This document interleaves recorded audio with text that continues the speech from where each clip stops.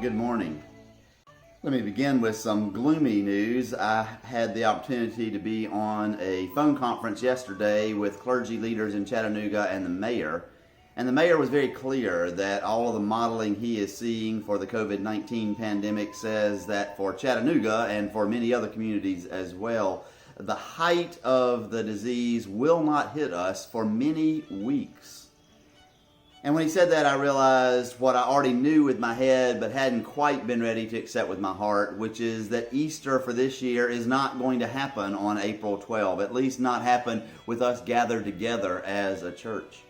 And actually, probably most churches in the world will not gather on Easter Sunday this year. And that is troubling, and it is distressing, and it is not at all what any of us wanted.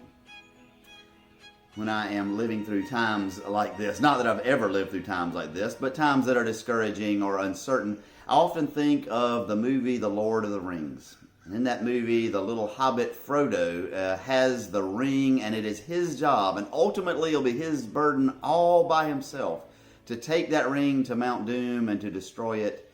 And just as none of us want to live in the time that we're living in right now, and having to deal with the things that we're having to deal with, neither does he. And he goes and he talks with his friend and his mentor, Gandalf the Wise Wizard. And I want you to see a clip here of the conversation that they have together.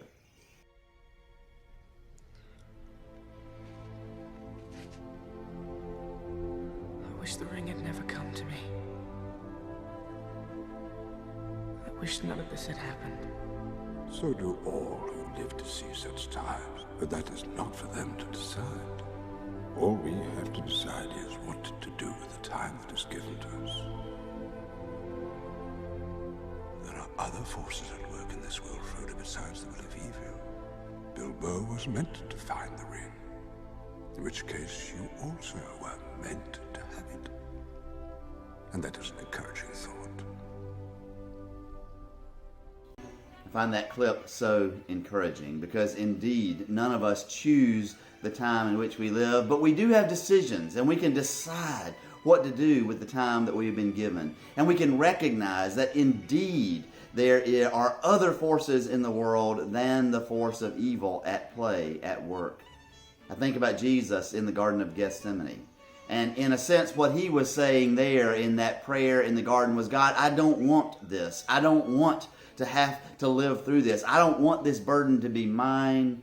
But then he comes around to the point, but I want to do with the time that you have given me what you need for me to do with this time. One of the Gospels says that after that, angels ministered to him, and that reminds us that indeed there are other forces in this world than the force at evil that are at work. And as Gandalf says, that is very encouraging. There have been so many encouraging things during this time, seeing the way that people have reached out and cared for one another. One of my worries has been, as it has been for everybody, has been the economic worry, but I have been particularly worried, of course, for the church. The church is not going to, nor should the church, get a government bailout. The only way that the church will survive this pandemic is if her people give to the church. That wasn't happening early in our church, and I was getting some rather discouraging news from Laura, our financial assistant, but she called me yesterday and she said, we got a huge stack of envelopes in the mail today. People are giving. She said, I haven't added it all up yet. I won't do that until Monday, but I wanted to encourage you and let you know that people are giving, and that is so encouraging. We are finding little ways that we can do with the time that we have, the things that we need to do.